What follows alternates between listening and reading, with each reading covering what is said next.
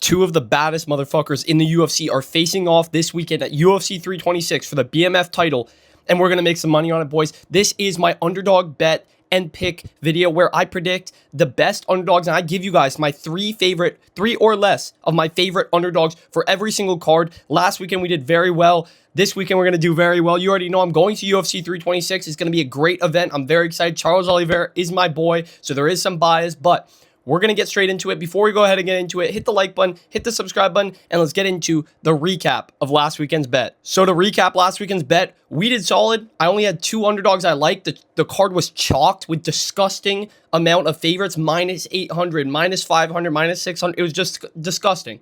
Only three underdogs cashed on the card, and we cashed one of those three. Lawler Kavanaugh, plus 175. I told you, boys, you know? And I don't want to admit that Moreno's washed, but Kavanaugh looked great over 5 rounds. He had the perfect game plan.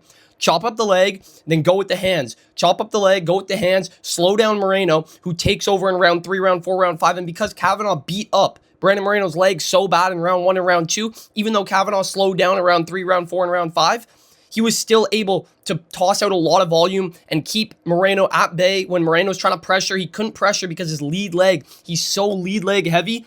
And Kavanaugh chopped it up perfectly.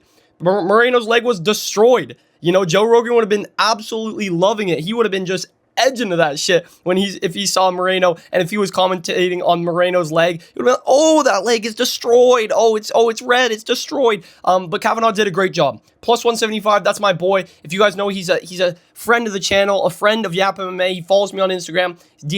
I've DM'd him a couple times. We've talked a little bit. You know, we're homies. We're chill like that. So plus 175 on Lawler Kavanaugh. I hope you guys tailed that one, but we're going to get straight into the UFC 326 bets because I've got 3 this weekend. There's some solid underdogs.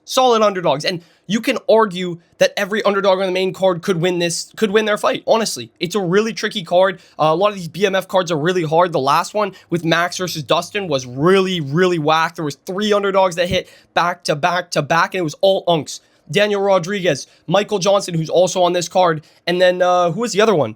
There was one more. But Daniel Zellhuber got whooped up just like he did in Mexico. But lots of underdogs cashed on the last UFC BMF pay-per-view or numbered event. And this weekend, I think there's going to be some more. So we'll start with my least confident underdog. We're going to go to my most confident like we always do.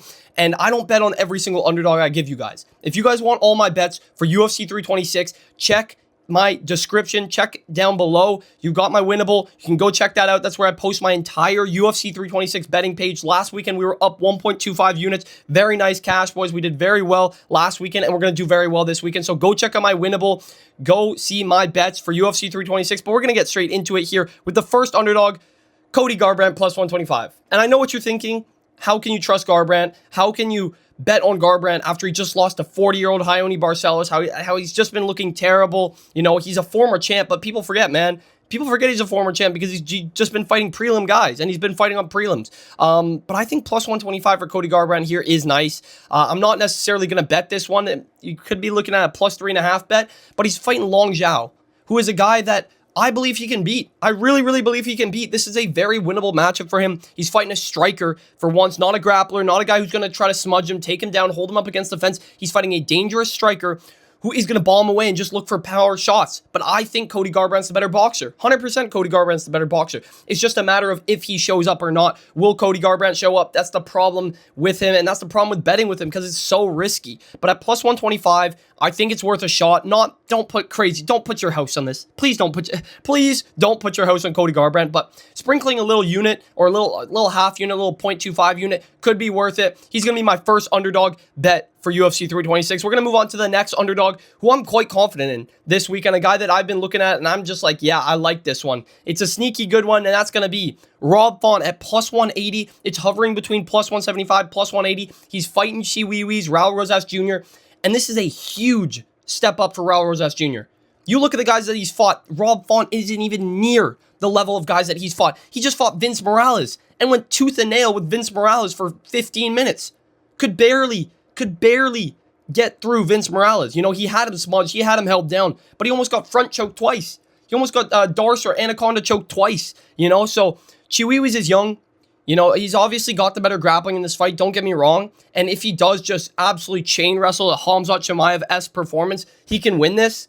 But I think Rob Font's takedown defense is very solid. His boxing is phenomenal. It's way better than Chihuahuas. It's way better than Raul Rosas Jr. He's going to be absolutely boxing the face off of Raul Rosas Jr. The striking isn't even, it's not even close. It's not even close. There's levels apart in the striking. And when Rob Font gets up, and he's back on the feet and he's pressuring, he's walking you down and bah, bah, bah. You know, he had that super close fight with that Brazilian guy recently, the young Brazilian guy.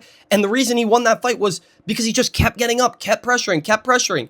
And the judges in Vegas don't give a fuck about wrestling. They don't care about wrestling. They don't care about takedown ability and the amount of time you can smudge your opponent. They care about damage. They care about pressure. And as long as Rob Font does what he does, which is walk forward, pressure you, walk you down, bomb away with the overhand right, which is going to be there all day against Raul Rosas Jr. His striking defense is terrible. All right, his striking defense is terrible, and his offense is terrible.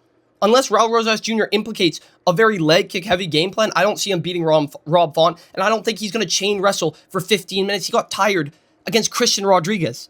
I just rewatched that fight, and every single hole that he showed in that fight, even though that was a couple years ago, is everything I think Rob Font can exploit, just even better. I think Rob Font, even though he's getting up there in age, he still looked good. You know, he just lost to the guy who just beat Chito Vera last weekend. You know, the Mexican guy. He clearly looks like a good prospect. And it was a close fight, though. Rob Font was bombing away. He was clipping him. He was catching him. You know, and he did good against Kyler Phillips, the Brazilian guy. I can't forget it. I can't remember his name. But Rob Font at plus 180 is definitely worth a shot, or a plus 3.5. I could even see him catching Chihuahuas, putting him down, maybe finishing him. He doesn't have the biggest power, but Raul Rosas Jr.'s striking defense is terrible. His gas tank is unproven. He tires out in that round 2, round 3, and I think Rob Font takes over after round 1 easily. With round 2, round 3, I think Rob Font at plus 180 is an absolute steal this weekend, boys. So that's going to be my second most favorite underdog. But my favorite underdog for UFC 326 for the BMF belt. No, I'm kidding. It's not in the main event, but one of my boys. This is one of my boys, Drew Dober, plus 105. I think he's plus 100 now. That line is closing constantly and constantly. It was plus 125 the other day. I got it at plus 105. I am going to be betting this Drew Dober money line, man. I got to take it against Johnson, okay? Even though Johnson has looked so good as of late, he just beat the Mexican guy that fought last weekend. He just beat Daniel Zellhuber, who looked like shit last weekend, got finished by Bobby Green. So why didn't Johnson finish him, you know? And Drew Dober, even though he went on a little cold streak, he got chinned by Manuel Torres, you know, he was getting put down, he got finished by Jean Silva. These are good guys. This is high-level competition he's fighting. While Michael Johnson has been fighting low-level, low-barrel guys. And when Drew Dober went back and fought that low-level, low-barrel guy in Kyle Propolic, he finished him. You know, he finished him. And when he lost that point, he lost a point to a cup shot. I was there in Vancouver, lost a point to the cup shot. He just put the pressure on. He just finished him. He went out there, he finished him, he knew what he had to do, and put on a great performance. I think Drew Dober wins this fight. Not to mention the fact that there is a little bit of racial motivation on the side of Drew Dober, all right, where we might get a racially motivated Drew Dober in here. I don't want to jinx it. I don't want to, you know what I mean? But plus 105 at Drew Dober, almost even odds. I think by the time fight night comes, I think Drew Dober is going to be the favorite. I'm going to go with Drew Dober. He's younger. His chin is less deteriorated, in my opinion, even though he's gotten knocked out as of late. He's been getting knocked out by Manuel Torres, getting knocked out by Gene Silva. Both guys that are in the rankings. Gene Silva is literally top 6 right now, top 6 or top 7. And Manuel Torres is in the top 15 in the lightweight division. Just chin Grant Dawson with ease. So I think Drew Dober still has a lot left in him. He's younger than Michael Johnson. He's going to be faster. That overhand right is going to be there for him all day. And we've seen Michael Johnson get clipped with an overhand right and get put down multiple times by Josh Emmett, by, Ferreira. You know, we've seen him get put down multiple times with those overhand rights, and I think Drew Dober is going to get that done. So give me Drew Dober at plus 105 for my favorite underdog bet at UFC 326. Those are all of my underdog bets. If you guys enjoyed the video, hit the like button, hit the subscribe button. Go check out my Winnable in the description down below, and I will catch you guys in the next video. See you.